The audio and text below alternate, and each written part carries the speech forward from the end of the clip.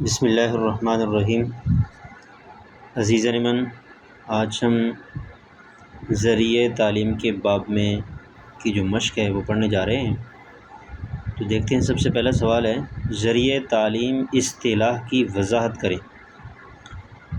اصطلاح وہ الفاظ ہوتے ہیں جن کا ایک مخصوص معنی ہوتا ہے۔ اہل علم کے نزدیک وہ ایک مخصوص معنی دیتے ہیں، لفظی معنی مراد نہیں ہوتا۔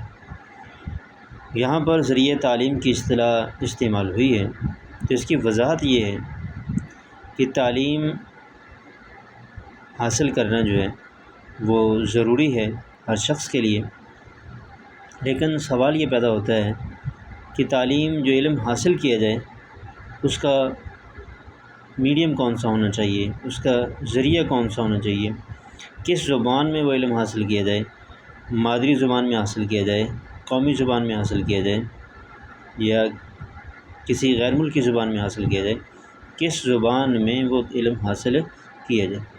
تو جس زبان کے ذریعے علم حاصل کیا جائے اس زبان کو ذریعہ تعلیم کہتے ہیں، یعنی تعلیم کی زبان، تعلیم حاصل کرنے کی زبان اس کو کہا جاتا ہے۔ تو ذریعہ تعلیم کی اصطلاح کا مطلب یہ ہے کہ علم جس زبان میں حاصل کیا جائے، جس زبان کے ذریعے سے حاصل کیا جائے، اس زبان کو ذریعہ تعلیم یا تعلیم کی زبان کہا جاتا ہے۔ دوسرا سوال ہے، بر صغیر میں فارسی زبان کی صورتحال کیا تھی؟ یہ دیکھیں جی، کتاب میں سے دیکھتے ہیں۔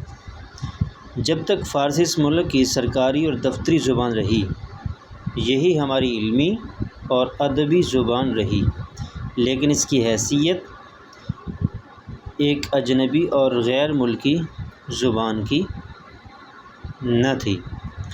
فارسی یہاں لوگوں کے گھروں میں بولی جاتی تھی، بعض لوگوں کی مادری یا پدری زبان تھی، اور یہاں کے لوگوں کی بھی یہ ثانوی زبان بن گئی تھی اور اتنی عام ہو گئی تھی کہ لوگ اس میں شعر کہتے تھے، دیوان اور مجموعے مرتب کرتے تھے، علمی، ادبی اور تاریخی کتابیں لکھتے تھے، جن کی نہ صرف اس ملک میں بلکہ ایران میں بھی ارباب بصیرت سینے سے لگاتے اور آنکھوں پر رکھتے تھے۔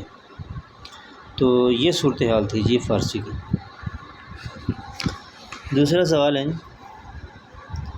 تیسرا، اردو کی ترویج میں سب سے پہلے کس نے بنیادی کردار ادا کیا؟ تو یہ بھی دیکھتے ہیں یہاں سے۔ دکنی درباروں میں اسے سلاطین اور امراء کی سرپرستی حاصل ہوئی۔ شعراء، نثر نگاروں نے اپنے افکار اور خیالات کے اظہار کا ذریعہ بنایا۔ اس میں الفاظ کا سرمایہ بڑا، اسالیب پیدا ہوئے اور تھوڑے دنوں میں یہ فارسی کی جانشین بن گئی۔ تو ان لوگوں نے اس کی ترویج میں کردار ادا کیا۔ اردو زبان میں علمی فنی اصطلاحات کی کمی ہے، یہ اعتراض کہاں تک درست ہے؟ یہ اعتراض بالکل غلط ہے اور بالکل کسی حد تک بھی اس کو درست تسلیم نہیں کیا جا سکتا، کیونکہ اردو ایک ایسی زبان ہے جو کہ کم و بیش 17 زبانوں کا مجموعہ ہے، اور ان 17 زبانوں میں انگریزی بھی شامل ہے، عربی بھی شامل ہے، فارسی بھی شامل ہے، اور یہ تینوں بڑی زبانیں جو ہیں، اس کے ساتھ ساتھ سنسکرت جو ہے، یہ 4 زبانیں ایسی ہیں جو اس کے بنیادی ماخذ میں شمار ہوتی ہیں۔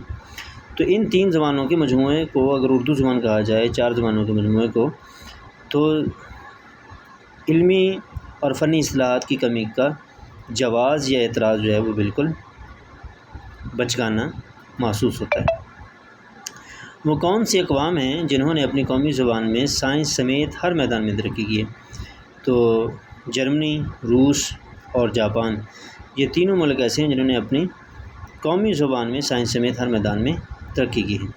اردو زبان کے 2 اہم ماخذ کون سی زبانیں ہیں؟ اردو زبان کے 2 اہم ماخذ عربی اور فارسی زبانیں ہیں۔